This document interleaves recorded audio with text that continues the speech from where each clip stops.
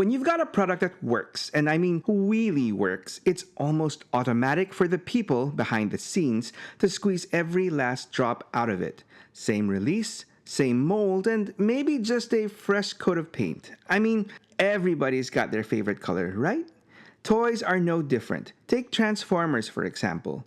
Repaints aren't just expected, they're practically tradition. And when the design in question is this good, sleek wings, sharp angles, pure Decepticon menace, well, why stop at just 3?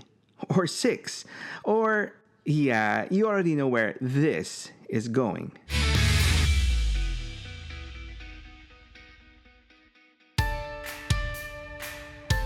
When the first wave of Transformer toys hit shelves in 1984, one thing was pretty hard to miss.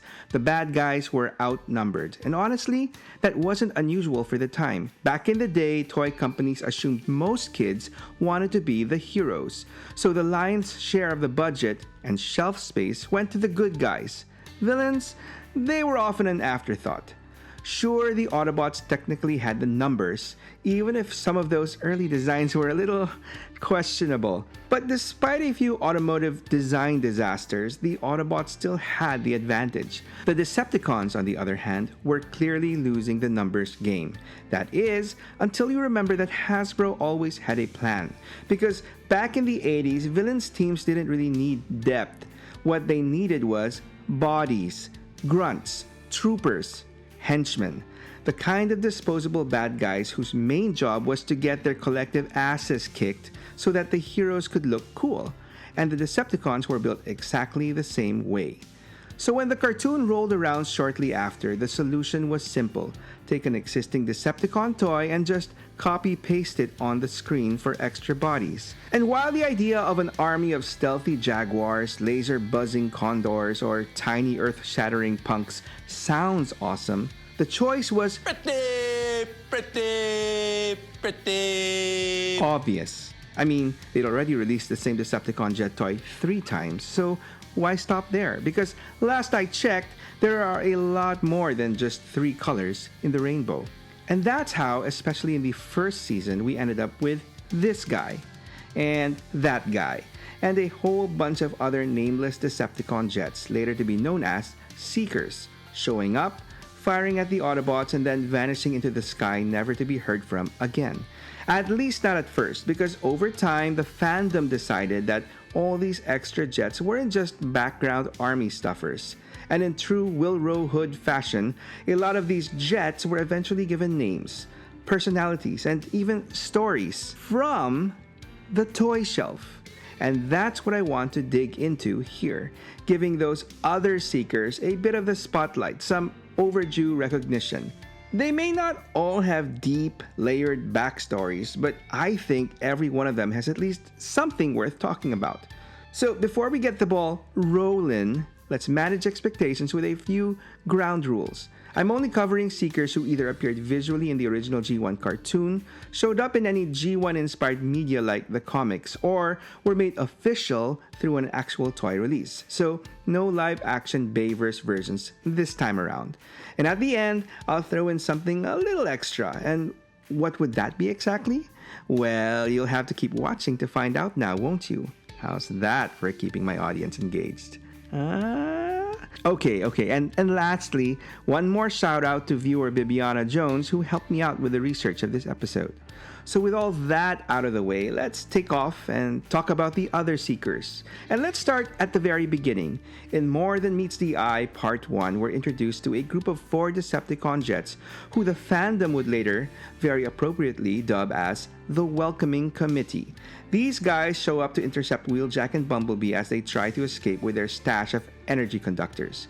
And while the cartoon never makes a big deal out of it, pause the episode for a second and suddenly there's a lot going on. Front and center you've got Hotlink, Bitstream, and Sunstorm. As well as, if you squint and take a peek just a little behind Hotlink's leg, there's a 4th guy lurking in the background, eventually identified as Nacelle. No dialogue, no names, just vibes, but over time, fans did what fans do best and started filling in the blanks. And that's where things get fun, because what you do end up with, at least for these first few, is basically Starscream's early war IT department. First up is Hotlink, a mechatronic engineer by trade and a full-blown gadget nerd by personality. This is the guy who never goes anywhere without a toolkit and treats warfare like a series of fun engineering challenges. Autobot tech, Decepticon tech, it doesn't matter. If it's interesting, he wants to take it apart and make it better. Or louder, preferably both. His pride and joy is his pyropathic flamethrower, which is less a weapon and more of a personal hobby project that just happens to set things on fire. Standing just behind him is Bitstream, the blue seeker who insists on holding his arm laser like a rifle because I guess he thinks it looks cooler that way. Bitstream is an information engineer, a straight-up genius when it comes to hacking, encryption, and system sabotage. He can crack any network you point him at, and then promptly forget whether he's inside a computer simulation or standing on an actual battlefield. Honestly, it doesn't seem to bother him at all. Autobots, hard drives, they're all just targets for him to frag. The third member of this little welcoming committee is a whole lot trickier to spot. Mostly because he's dark blue and spends most of the scene half hidden behind Hotlink's leg. That would be nacelle, named after the streamlined housing or enclosure of an aircraft, designed to reduce drag and improve airflow, often seen under wings or on the fuselage. And yeah, he's not exactly what you'd call top-tier Decepticon material, which probably explains why he's stuck in the back row. Still, his heart's in the right place. Nacelle's always been eager to prove that he belongs up there with the more famous jets, even if nobody's really paying attention. While he debuts as little more than background dark blue guy, he's traditionally depicted later on with a much louder red, white, and blue color scheme, most likely inspired by the original prototype deco of the Conehead thrust. Story-wise, that makeover actually tracks, since Nacelle's main role is an aerodynamics engineer, responsible for designing the wing structures for the second wave of Earth-based Seekers, Dirge, Ramjet, and Thrust. After which, Nacelle couldn't resist upgrading himself as well, replacing his standard issue wings with a high-powered turbine setup based on his own designs. And finally, we've got Sunstorm, the guy who would go on to become not just the most recognizable member of the welcoming committee, but easily the most popular seeker outside of the main six. At least I think so. Now, sure, part of that probably comes down to his color scheme. That sometimes yellow, mostly orange deco absolutely pops, especially when everyone else around him is drowning in blues and purples. That being said, I would say a big chunk of Sunstorm's popularity comes from how he was portrayed in the Dreamwave Transformers comics. In the Dreamwave continuity, Sunstorm is reimagined as one of Shockwave's experiments, gone very wrong. Essentially a Starscream clone with a solar-powered fusion reactor crammed into his chest. The result is a Seeker who's absurdly powerful and completely unstable, both physically and mentally. An accidental data dump from Vector Sigma overloads his programming, leaving Sunstorm convinced he's been chosen by a higher power. From there, he launches into a warped holy crusade, trying to recruit Starscream, casually overpowering Autobots like Omega Supreme and Decepticons alike, and growing more unstable by the minute. In the end, his power finally turns on him. His fusion core spirals out of control, forcing Jetfire to drag him into orbit where Sunstorm detonates, obliterating himself and the unfortunate Autobot Air Guardian, ending his crusade in a solar-scale meltdown, a literal sunstorm. Anyway, like I said, that combo of Sunstorm's brighter deco and his absolutely unhinged persona in the Dreamwave storyline pretty much launched him into near first-tier Seeker status. He wasn't just popular, he was marketable. He became the first of the welcoming committee to get an official toy, courtesy of a Japanese e-hobby exclusive in 2003. And he's easily the other Seeker with the deepest bench of releases, including a full-on masterpiece figure in 2012. Basically a repaint of MP11 Starscream. As for the rest of his welcoming committee buddies, well, here's where things got a little messy. Hotlink, Bitstream, and Sunstorm eventually showed up as repaints of the classic Starscream mold in a BotCon 2013 souvenir set. A set itself that has a bit of a weird backstory. Originally, it was supposed to feature Bitstream, Hotlink, and Nacelle. Bitstream was always locked in as the blue jet. Nacelle was pegged for purple, and Hotlink was meant to be the yellow one, leaning a little more orange than usual, which becomes important later on. See, eHobby reportedly had Sunstorm lined up for his own separate release, but when that fell through, Sunstorm got folded back into the BotCon set as the yellow jet. Hotlink was bumped to purple, and Nacelle, well, got the boot. But don't feel too bad for Nacelle. He eventually got his first official toy in 2015 through the Transformers Collectors Club figure subscription service. And honestly, it was probably the better deal. He was a retool of the classic Seeker mold with thrust-style wings, which fit him perfectly. Then in 2020 and 2023, both Hotlink and Nacelle got another shot with Voyager-class releases using the very excellent Siege Tetrajet mold. Nacelle's was fine, kinda ho-hum, and apparently plagued with some mold issues right out of the box. But Hotlink? Yeah, that deco was gorgeous. Easily one of the best uses of that mold, if you ask me. And that pretty much wraps up the welcoming committee. Speaking of which, while I don't have an actual committee myself, I would like to warmly welcome anyone who wants to give my channel membership a shot. If you're a regular around here, or you're just genuinely enjoying the videos, why not consider becoming a friend of the Toyshelf? You'll get special shoutouts, early access, exclusive content, and even a say in future episodes, all for just $1. Just hit the join button on the channel homepage and you're in. That said, however you choose to support the channel, like watching, liking, sharing, or just hanging out, it all means a lot. So seriously, thank you. The next group of Seekers we meet shows up for exactly one episode of the cartoon, but it's enough to cement them collectively as one of the most popular Seeker units in the fandom. In the episode Divide and Conquer, a squad of Autobots heads back to Cybertron to retrieve the Cosmotron for a badly injured Optimus Prime. Naturally, Megatron isn't about to make that easy, so he dispatches a trio of Cybertron-based Seekers, one neon yellow, one neon green, and one blue, to run interference. Their method? Lighting up the clouds above Cybertron, causing them to dump acid rain on the Autobots below. It works, at least for a while. Eventually, Trailbreaker manages to throw up a force field long enough for the team to recover, and Blue Streak clears the skies by blasting the clouds and the jets out of the air, casually referring to them as the Rainmakers. And just like that, a Seeker subgroup was accidentally born. For the longest time, that name was purely a fandom invention. But Hasbro eventually caught on. In 2008, they released a green repaint of the classic Starscream mold and named it Acid Storm, and officially identified him as a Rainmaker right there in his toy bio.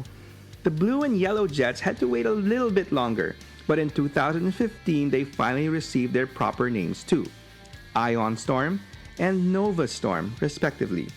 Then in 2019, the trio finally got the treatment they deserved with their very first official Rainmakers 3-pack, fittingly as repaints of the Siege Tetrajet mold as well. Now, personality-wise, Ion Storm and Nova Storm never really got much to work with.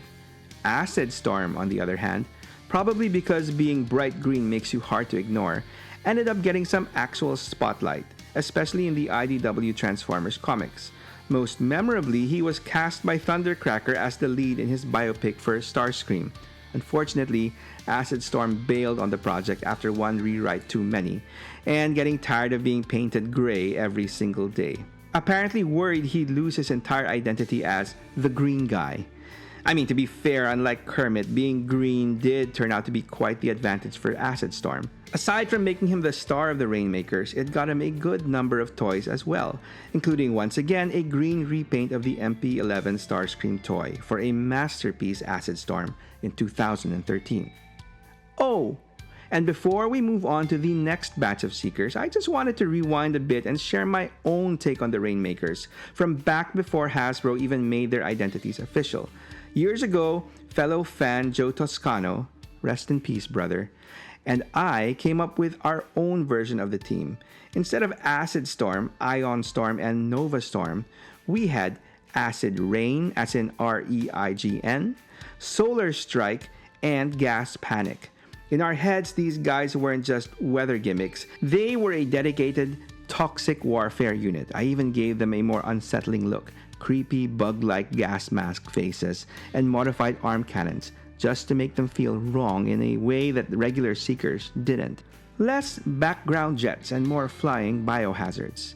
And with that, we roll straight into Transformers Generation 2, Hasbro's very loud, very neon attempt to revive the Transformers in the 90s. The basic idea was simple: take classic G1 toys, repaint them in the most in-your-face color schemes imaginable, and hope kids were still paying attention. For the Seekers, G2 technically kept things alive through a surprisingly tame Starscream and a very purple and teal repaint of Ramjet. But those aren't the ones I want to focus on here, because even though Generation 2 didn't last very long, Hasbro had plans, and those plans involved pushing these Seeker molds even further. First up was a black and gray redeco of Starscream and a desert camo version of Ramjet. Then things got even weirder: a jungle camo Starscream and a navy cloud camo Ramjet. Long story short, none of these ever made it to store shelves in the 90s. They just sat there as unrealized ideas, at least for a while. Fast forward a couple of decades and at least the Ramjet side of the equation finally got its moment. In 2020, the Desert Camo Ramjet was brought to life as Sandstorm under the Generation Selects line. Then in 2023, the Cloud Camo version showed up as Cloud Cover, released as part of the Legacy Toxitron collection. As for the Starscream variants, the black and gray jet has since been identified as a completely separate Seeker named Blackout. Not that Blackout, so relax. This one was more hardcore, with the words Black Death etched on his nose cone. And the Jungle Camo Starscream? Yeah, that one's still floating out there, unnamed. For now, it remains one of those weird G2 ghosts, proof that even when a line dies, the repaint ideas never really do. Hopefully we'll see that variant as a new Seeker named Jungle Boogie one day. And finally, there are two more Seekers worth mentioning who kind of stand on their own. And for the first one, we need to circle back to that infamous BotCon 2013 Welcoming Committee set.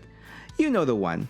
The set that started life as a blue bitstream, an orange-ish hotlink, and a purple nacelle, then somehow morphed into a blue bitstream, yellow sunstorm, and purple hotlink. That set. Funny enough, it was originally supposed to be called the Rainmakers, which was later admitted to be a mistake. But that's not even the weird part. The exclusive comic packed in with the set still featured two orange-toned Seekers, one clearly Sunstorm, and another that was meant to be a more red-leaning orange jet, but thanks to lighting, shading, and contrast in the final printed comic, that second Seeker ended up looking straight up red. It was a single panel, but enough to spark the fandom's curiosity at who the hell was that red Seeker, and eventually that mystery jet was officially named Red Wing, a name inspired by Detroit's pro hockey team. Personality-wise, Red Wing is defined by a devil-may-care attitude and an almost comical level of confidence, largely because, as he himself puts it, he's packed with powerful guns. Red Wing would finally make the jump from deep-cut lore to plastic in 2019, getting its first official toy as, what else? A repaint of the Siege Seeker mold, which feels kinda perfect. A character born from a color accident, fan persistence, and convention chaos finally getting its place on the shelf. And then there's what most would probably consider, aside from Sunstorm, the other most popular Seeker of the bunch, at least for modern times. A character who actually got her start way outside G1. Yeah, I know, I'm breaking my own rules, but whatever. In Transformers Animated, in that show, Starscream builds himself a whole clone army to take on Megatron, and here's the fun twist. Each clone visually mirrors one of his fellow Seekers, Thundercracker, Skywarp, Ramjet, even Sunstorm, while also embodying a specific piece of Starscream's own personality. And tucked into that lineup is a purple and teal Seeker who stood out immediately because she was female and wouldn't divulge exactly which of Starscream's personality traits she embodied. None of the clones were ever given names on the show, but this one definitely stuck in people's heads. It wasn't until after the series was abruptly cancelled that she finally got an official identity, Slipstream. And it turned out she was meant for way bigger things. Had the animated series continued, Slipstream wasn't going to stay a disposable clone. She was planned to break away and become the leader of her own Decepticon faction on Earth. Whether it was her sharp, confident personality, her striking purple and teal color scheme, which was supposedly inspired by the Decepticon Overlord, or the simple fact that she was a female Seeker, Slipstream quickly became a fan favorite, not just as a Seeker, but as a Decepticon in general.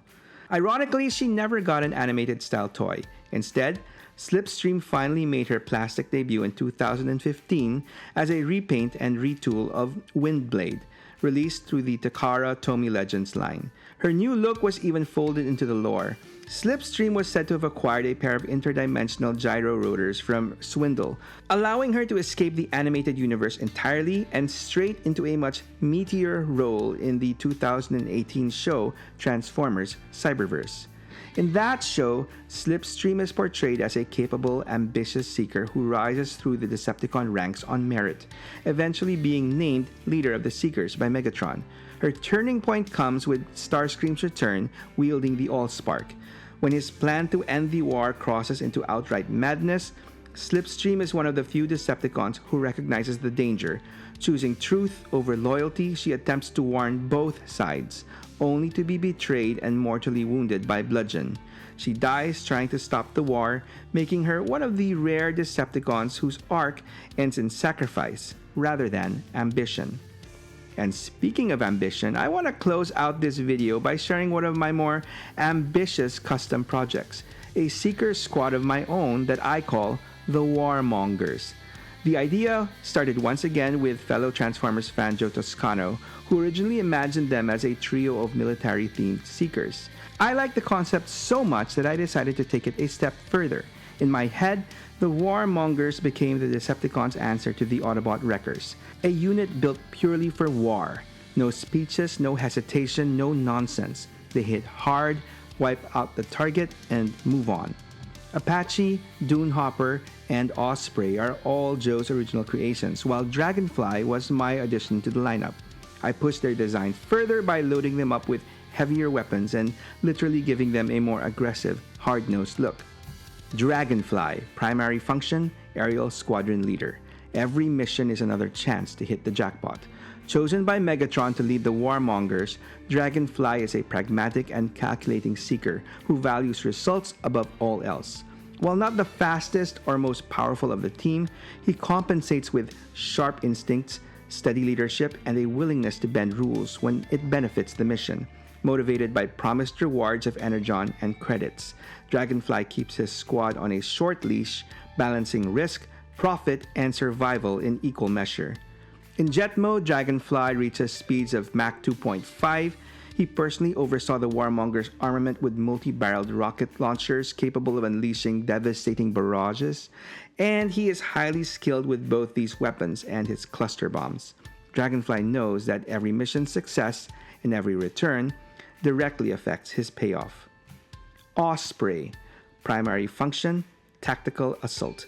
I am the last thing you don't see before you blow up.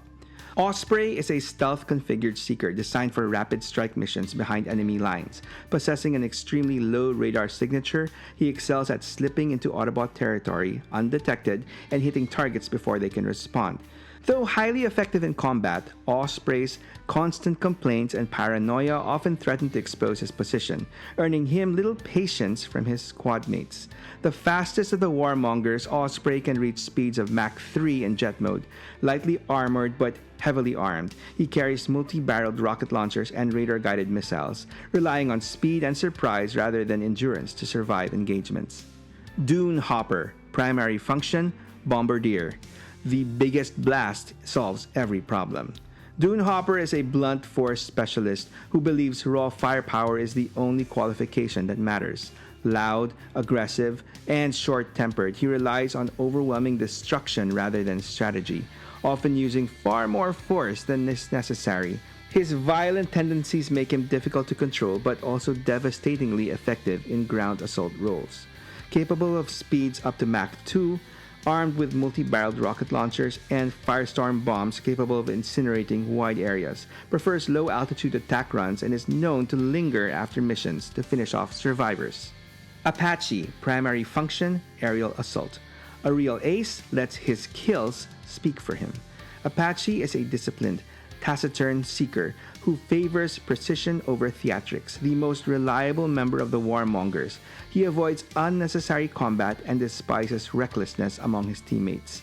Loyal to the Decepticon cause above all else, Apache follows orders without question and covers his squad with ruthless efficiency. Among the most skilled flyers in the unit, Apache reaches speeds of Mach 2.8 and excels in close-range dogfighting. Armed with multi-barreled rocket launchers and infrared homing air-to-air missiles, he is frequently assigned rear guard duty to ensure mission success. And that pretty much says it all.